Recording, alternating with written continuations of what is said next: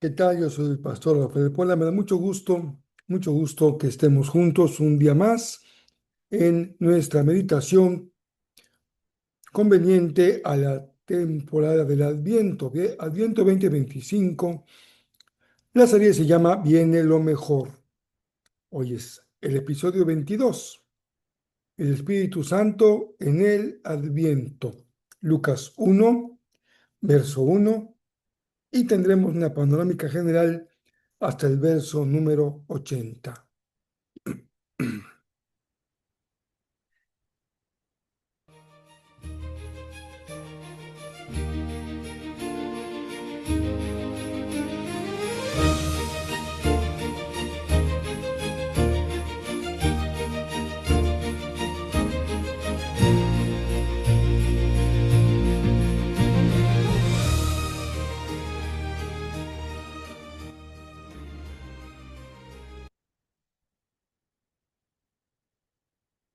Qué gusto el que podamos este lunes continuar nuestra meditación de el capítulo 1 de Lucas, el texto más adecuado para la celebración del Adviento, los acontecimientos previos al nacimiento de Jesús. Y saben que hay un tema muy importante que aparece en todo Lucas, es una característica del Evangelio de Lucas y es particularmente visible en el caso del capítulo número 1. Y me refiero a la presencia de la persona del Espíritu Santo. Recordamos que en el antiguo pacto el Espíritu Santo descendía de manera ocasional sobre algunas personas en particular.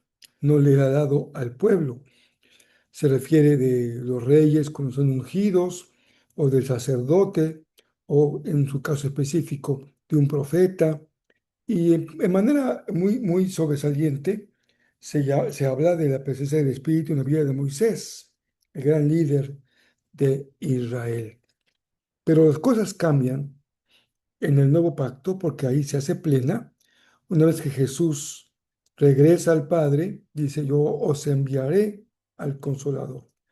Pero antes de este envío, ya el Espíritu se manifiesta de manera muy particular en algunos personajes y en algunos eventos que Lucas especialmente registra.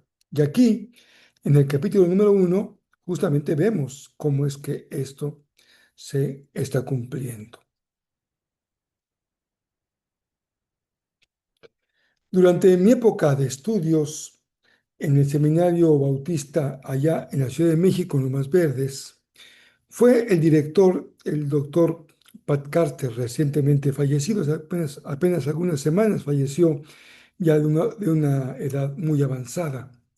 Él era mi director y en sus clases de disciplina cristiana nos compartía algunas convicciones personales. Por ejemplo, él se había propuesto tres cosas en su vida.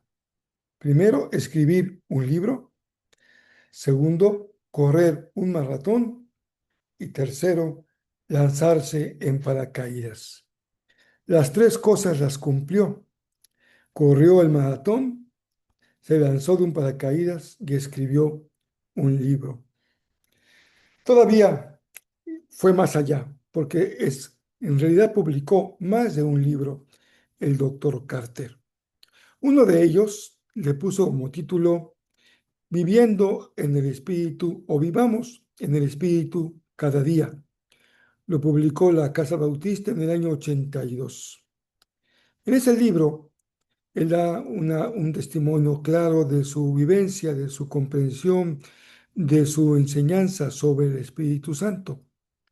No es algo, digamos, que debiera notarse de forma como que fuese algo extraño, porque en el tiempo en que lo escribió, estábamos viviendo a todo lo que da algo que se llamó el movimiento carismático y que se hizo presente en prácticamente todas las iglesias evangélicas. Muchas se dividieron por motivos de esta enseñanza. Presbiterianos, metodistas, nazarenos, bautistas, sin duda. Pastores, compañeros míos, tomaron el camino de seguir ese movimiento y abandonaron las filas bautistas. Algunas iglesias grandes de nuestra convención también las perdimos por el movimiento que en aquellos años tuvo tanto impacto. En ese contexto es que el doctor Carter escribió este libro. No es un libro que se deba comprender como una defensa de la enseñanza bíblica de los bautistas sobre el Espíritu Santo. En realidad es un libro bastante abierto, bastante, digamos, un espíritu muy constructivo, porque toca temas que en aquellos años eran tema de polémica, como la llenura del Espíritu Santo.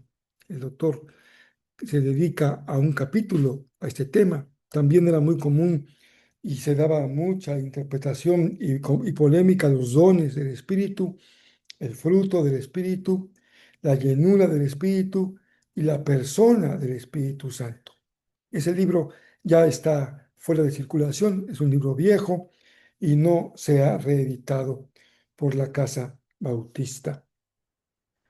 Pues justamente el capítulo 1 me remontó a esa época porque Lucas se ocupa de manera muy peculiar, particular, del Espíritu Santo en la historia que él nos relata en Lucas 1. Y lo hace de manera explícita, hablando del Espíritu en el verso 15, en el verso 35, en el verso 41 y en el verso 67. Por ejemplo, en el versículo 15 dice Lucas, porque él será grande a los ojos del Señor. Está hablando del Bautista. No deberá beber vino ni ninguna bebida alcohólica y será lleno del Espíritu Santo aún antes de nacer. Como en otros personajes bíblicos, la presencia del Espíritu en Juan, este niño que es profetizado, significa el tener lo necesario para involucrarse en una tarea espiritual de esta envergadura. Es decir, Juan necesita la guía, la presencia, la llenura en su vida del Espíritu para poder cumplir su labor de ser el precursor de Jesús, el que va por delante como profeta, anunciando el mensaje de aquel que viene después de él. ¿Qué hace posible que Juan cumpla con esa tarea? El Espíritu Santo.